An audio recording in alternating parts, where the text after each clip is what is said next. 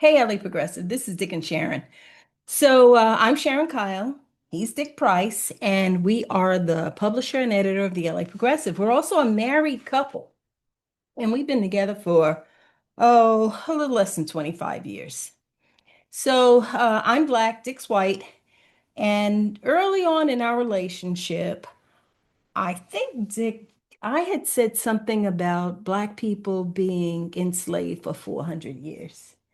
And you said, well, you challenged me on the Yeah, accuracy. yeah. All I said, well, black people have been under the gun. They've been subject to white supremacy for 400 years or more. But the actual slavery part from 1619 to 1865 is not 400 years. Then you add Jim Crow, Reconstruction, and the current attack on black people by the Trump administration. So there you got your 400. So we were both right. Well, this isn't about who's right and who's wrong. Well, What I was setting it up for is how you challenging me making a statement that was often made in my community. It led me to do a deep dive in research about the Black experience on this continent. And that research hasn't ended. In fact, half the books behind us are books that have to do with my research. And I've learned a lot. And we're going to be talking right now about an article that I wrote and posted and published in the LA Progressive called How Racial Terror Drove My Family Out of North Carolina. So let's just have a conversation about that piece. so it's a beautiful article. It both was filled with facts, historical facts, but it's also tied around the personal story of Sharon's life, family, and even parts of her family that directly touched her that also then were involved in the crushing weight of white supremacy on black people. It's a beautiful story. So part of it is, I've long known about the destruction of Black Wall Street, the attack on Tulsa, Oklahoma, hundreds of black people killed, dozens of businesses destroyed, a whole prosperous community ripped apart. I knew about that somewhat. But what your story touches on is, well, that wasn't just an isolated one-off in eastern Oklahoma. That was part of a pattern all across the country that one black prosperous city after another was destroyed, black people lynched, burned, shot. Uh, and your story about North Carolina and then Virginia relates to that. That's right. And the reason that I wrote the story is because Viola Fletcher, who was the last surviving um, resident of Tulsa, Oklahoma. She died this month. Right? She was in her 111th year. Can you believe I it? know, can you imagine 111 years? She hadn't reached her 111th birthday yet. So in my article, I say that she died at the age of 110 because she was actually 110. But Viola Fletcher was there in Tulsa, Oklahoma when that massacre happened. And for the rest of her life, up until her 110th year, she was fighting for some kind of compensation for the people that experienced what they experienced in Tulsa. And HBO made a movie out of it called, I think it's called The Watchmen. But there's no other way to describe it. The Black community in Tulsa was stripped of everything, and in many cases, even their lives, because of an incident that occurred between two people, one Black, one white. It was so trivial and meaningless, had to do with an elevator operator, I believe, maybe brushing by and touching a white woman, something to that effect, resulted in almost the decimation of an entire Black community. And this Black community was thriving. So my article was, and what triggered me to remember this was that Viola Fletcher's death was in the news. And then I thought about all of the other communities that I learned about as a result of my deep dive all of the other communities I learned about across this nation who, after Reconstruction, experienced these terrible terrorists, white supremacists, terrorizing Black communities, especially Black communities that were experiencing any kind of economic revival. So, and we have one that happened in Chicago in 1919, in Thibodaux, Louisiana in 1887, in New Orleans in 1866, in Charleston in 2015, in Atlanta in 1906. There are more, but in my own personal family tree, my own grandmother, who you knew, Yeah. Yeah. when she was born in Durham, North Carolina in 1909, her parents were trying to prepare to leave because of the Wilmington, North Carolina massacre and the rippling effect throughout the rest of the state. Right. So one part of the story, one particularly sad component of the story is you have some great uncles who passed away that you didn't even find out about until recent years. And at least one, and on the death certificate of one little boy, less than 5 years old, he died of a thing called marasmus, which is a fancy way of saying he starved to death. And it's one thing if a child drowns, horrible. But can you imagine what this family was going through to have a child for a prolonged length of time, didn't get enough food, didn't get enough vitamins, that actually died? And then his sister, your My, grandmother, my mother's mother. suffered what you thought was a funny thing that she couldn't walk until she was 5. And it turned out it was probably she also was not getting vitamins and food enough to have a healthy body. And so she was fortunate to live long enough to be blessed by meeting with me. So yeah, she did meet you. She seemed to like me. She did. Yeah. She did. So what you're touching on now is my grandmother. I'm her first grandchild. I was in a relationship, a close relationship with her for more than 50 years. She died in 2009.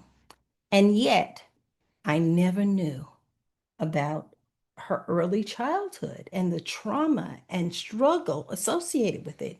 She told these rosy stories, and even the story of her not being able to walk until she was 5 years old. It became like a family joke. Right. Oh, I was so lazy. I wanted somebody to carry me around all the time. Well, Yeah. truth be told, that never really rang true to me. I Right. always thought there's something wrong with that. Why couldn't Granny, what 5 year old doesn't know how to walk unless they have a medical condition? And I just assumed, well, maybe she did have some kind of medical condition that either worked its way out or, well, what I learned, she did have a medical condition. If her brother died of marasmus, more than likely she was suffering from it too. Now, And then you can imagine she spent the 50 years that you knew her keeping that secret. Why? She probably brought her pain and shame to know that that's where she came from. She was I think ashamed, so so. she kept it down and painted this rosy picture of, oh, isn't this funny? I was so lazy I couldn't walk. Yes, that's right. I think that shame played a big part in it. Shame for something that she had no reason to be ashamed of. She came from a family of hardworking people. Her grandmother was enslaved. These are some hardworking people. There should be no reason that they don't have enough to eat. So, what happened, obviously, after the Civil War, there was a period of Reconstruction where federal troops were sent into the South. But the moment that those federal troops left, which was 10 years later, all havoc broke loose, and we saw these massacres, dozens, if not 100 massacres across the southeastern, well, as far north as Chicago and Detroit, and there was one in New York as well. So dozens of massacres. And the reason that you and I are bringing this up right now is, people who are not Black continue to be undereducated about the history of the United States. And we currently have an administration who likes it that way. They want us to not know these truths because if we understand these truths, in my heart of hearts, I believe that the average person is a decent person. So I wanted to comment that I Go ahead. mean these periods of severe anti-Black hatred come roll in waves. So she talked about Reconstruction, Union troops spread throughout the South, making sure that Black people had their newfound rights were respected. And then when they were pulled out, then that had built up resentment among the white population, did not like the fact that these former slaves were suddenly having real lives and making money and having children and living on their own. So they came down on them hard, which means Killed them. lynchings, burnings, destruction that drove your family out of North Carolina, your progenitors out of California.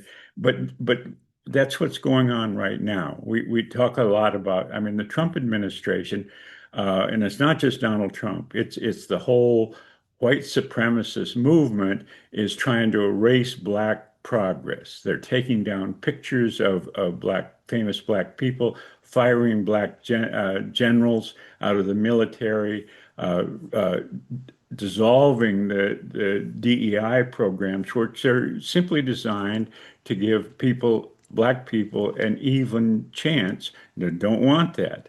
So we're in the midst of a wave of Black hatred that is washing over the country and is hurting Black people, and it's far from over. That's true, honey. But okay, so let's talk about the average white person who is not an overt racist, but doesn't have an educational foundation that is infused with more of a complete story about the United States, its early history, its contemporary history. Right, There were only parts told. So, right. like when you found out about the Greenwood massacre, you said, well, you kind of knew about it. Now, right now, we have a picture that we're looking at on the screen, and I think I'm going to put this picture in the video, a picture that shows points in the United States. There's a map of the United States, and it shows many points in the United States where these massacres occurred. Before you ever met me, could you have imagined that we had this many massacres in the United States, massacres of Black communities? So that was my original point. I had read about Tulsa, Black Wall Street, but I did not know, and certainly I knew about the history of lynchings, but I did not know there were this many attacks on Black communities, successful Black communities. You know, it puts me in mind of that museum in Montgomery, Alabama, Mhm.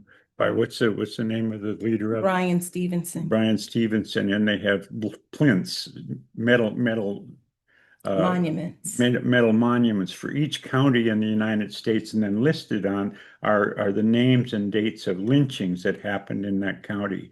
We spent a prolonged and heartrending afternoon going row by row to look at all the names. It's kind of like your map of Charleston, Wilmington, Philadelphia, all these places where white racists who rose up and out of resentment and out of pure hatred uh, destroyed people. I mean, destroyed communities. It's It's ugly. hard to believe, and you're right.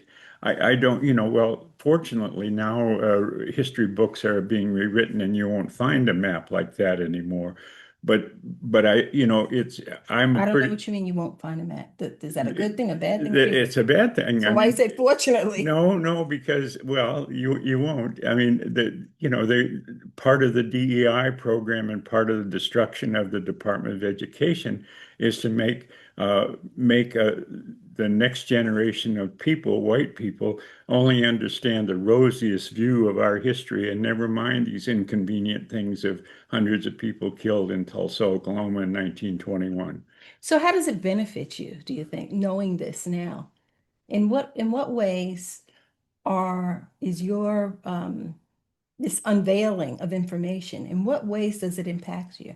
Well, so I say before I met you, I knew about Tulsa. I knew about Tulsa, and it was a story, and it was sad, and it was meaningful.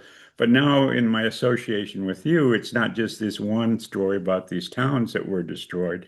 It's one thing after another. You get a much this average white guy gets a much deeper understanding of what it's been and what it is to be Black in America. And then you have a new respect for the fact that Black people are oftentimes, or at least some of the times, up in arms about their mistreatment. And you say, well, it's utterly justified. Yeah. And so, I mean, there was that for most of my life, at least since I was 16, I have worried that the plight of Black people in this country, it was bad, but that doesn't mean that we're at a new place. And I think that what's happening with the Trump administration is demonstrating to me that it could go south for us very quickly, Right, as it is going right now for the brown people who are being targeted just because of the color of their skin by ICE.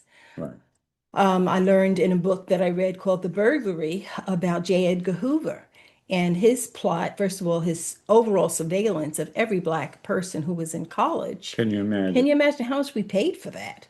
Every single one was surveilled by the FBI and they had files on them with the intention of maintaining control and keeping this population oppressed Right. and had plans for if we didn't stay oppressed, this is where we'd end up. Something on the order of perhaps maybe his intention was concentration camps. So, Right. And during those times, during that time of J. Edgar Hoover, maybe not always the FBI, but there was always a heavy hand of the police forces, former slave patrols, of abusing, even murdering Black people. yeah, yeah, yeah. So again, I get back to the point is what, in what ways does having this information benefit you? Well, having a deeper understanding of what's actually going on can rouse me to the need for change and the desire to be part of that change. If all I knew about was Tulsa, Oklahoma, and then my mind would be off on a million other things. But to see this map with what it looks like, 20 different cities that were destroyed, and Me. whatever. How many? Yeah, that looks like 20. And and uh and the stories that go with them, the miasmas and the Marasmus. marasmus and the destruction of your family and the forced march of your family from North Carolina to Virginia, where things weren't much better, where the children died, and then ultimately to New York City, then you understand something, things that were going on with those families that wasn't necessarily going on with my family. My progenitors, they did move around the country from Ireland to Canada, to Western Canada, to the Dakotas, to Minnesota, but that was one uh, search for greater opportunity after another rather than escaping disaster where in the last place. Yeah. Yeah. Well, anyway, for people that are listening to this podcast, if you're interested in reading the piece that I wrote for the LAProgressive.com, the name of it is, what's the name of this piece, honey? You're Well, master. this video is going to be embedded in the article. But I'm going So, to put this on the podcast. The okay. name of the piece is How Racial Terror Drove My Family Out of North Carolina, written by Sharon Kyle, posted and published in the LA Progressive. This is Dick and Sharon. Yeah. And I love you, honey. I love you too, baby. And thank you for having the So this time. is the first of our attempt to have these kind of conversations. We interview other people, but we're going to try to have a regular one with Sharon and I talking about news of the day. News of the day, a lot of news of the day, a lot of what it is to be in a mixed race couple and how him being white and me being black has changed our lens in Yeah, terms of, absolutely. what we understand and what I've learned. Right. So thanks for joining us. Bye-bye. Thank you for sticking around. If you like the LA Progressive content and the discussions we have here, please consider clicking the subscribe button below and also give us a thumbs up. That helps to grow our audience by feeding the algorithm, which helps to get this content in front of more eyes. Thanks for stopping by. We really appreciate your support.